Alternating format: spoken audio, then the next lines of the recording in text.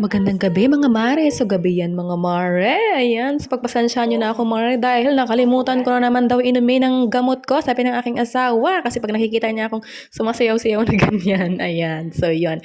So kasi ang sabi niya kami ay lalabas. Dahil pupunta kami sa perya. Diyan sa perya. Sa kermis or sa pair. Ayan. So ayan na nga mare. Sasakyan na kami. Nandiyan yung aking prinsipe. Ang pogi-pogi niya. Oo. Papunta na kami. Tapos sasabihin niya yan. I forgot to shave. Charing. Ayan, so nasa sasakyan na kami mga mare dahil pupunta nga kami mare ng perya o fair or kermis. Ayan, so before that mga mare, kami muna ay dadaan muna kami sa Bauhaus o sa hardware or sa something na pamilihan. Ayan, so mga mare kasi bibili daw muna ang aking jusawa ng something na kakailanganin niya for something. Ayan, so yes. So yes, mga mare. So ayan, dyan na kami mga mare papunta dyan sa lugar na yan, na nasa lugar na yan ang lahat, ang Aldi, ang Hit, ang lahat ng mga pwedeng pagbelhan, mga mare. Ayan, so yun, magpa-park lang kami mga mare dahil pupunta nga kami sa loob ng hardware dahil may titingnan nga ang aking jusawa, mga mare. So yun, mag-check lang kami ng mga something na kakailanganin niya for something. Charis, ayan, puro something. Ayan. So yun, mga mare, at pumasok na kami mga mare at nakita ko ito. Oh my gosh, ang ganda, ang bolang kristal. Ano ang inyong hiling? Siya ay kanyang tutuparin. Charing, ayan, ang ganda mare. So yun. So yes, mga mare, sa loob na kami ng dahas. Sabi ng aking isawa, pwede nang magtao. Oh, this the color? It's the color, yes. You can look, my lovely. Okay. For you, it's you. I'm not going to look because I don't have anything to buy him.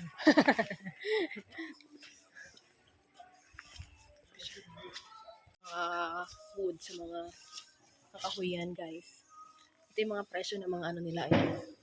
45, 8, 99, oh may 99 cents. 99 cents yung kahoy. At nakahanap nga ako ng pwesto mga mare para makuhanan ko rin yung aking jusawa. Ayan, so naanyan kami sa kapaligiran ng mga kahoy na iyan. Ayan, kasi nag-check siya ng kahoy mga mare kasi magtatayo daw siya ng bahay. Charing. Ayan, so may kailangan lang siyang kahoy for some reason. Charis. Ayan, so yun. Nandiyan lang kami. Ang ginagawa namin dyan mare, nag-ikot, naghanap, at ano ba tawag dyan mga mare? Inquire?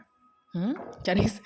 Ayan, so yan. Yan lang ako. Pakilakad-lakad ko, no? Ayan, so yun. So dahil paalis na aking gusawa, tayo umalis na rin. Kuhanin natin ating phone. Baka may iwan. Ako po, sayang. At dumating na kami dito, mare, sa kermis o yung fair dito, mga mare, o perya o whatever na you call it, mga mare. So ayan, so video tayo, mga mare, para tayo may ebidensya, para mapakita ko sa inyo, mare, kung anong itsura, mga mare. Pero mare, hindi naman ganun kalaki, mga mare. Konting kembot lang, mare, naikot mo na na mga lamig. Kanora. So, ang lamig dito, Marish. Okay. Ayan, at tinuro sa akin ng aking jusawa ang kanyang house doctor kung saan siya nagpapacheck up pag may something. Ayan, mga Marish. Like that. Are you driving home, Mr. Raphael? Oh, yeah. With Mr. Raphael. Wow. You want to play? Huh? Fish. It's fish. I don't want that one in there. Right. Another heart. Well, for later at home. Yeah. Okay, late. I don't like... It's okay. Yeah. Churros? Oh, we find the churros.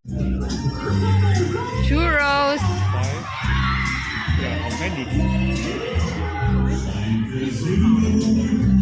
Oh my God. 5 portion with sugar.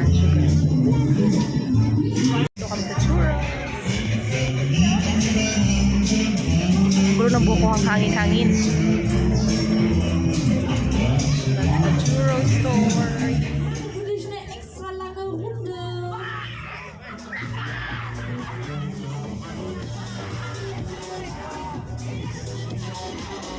So, ayan Mare, ang itsura ng kanilang fair o perya o whatever you call it. And then, nag-enjoy lang kami kaya ng aming churros. And then, after that mga Mare, umuwi na rin kami mga Mare kasi maliit lang talaga ang iniikutan.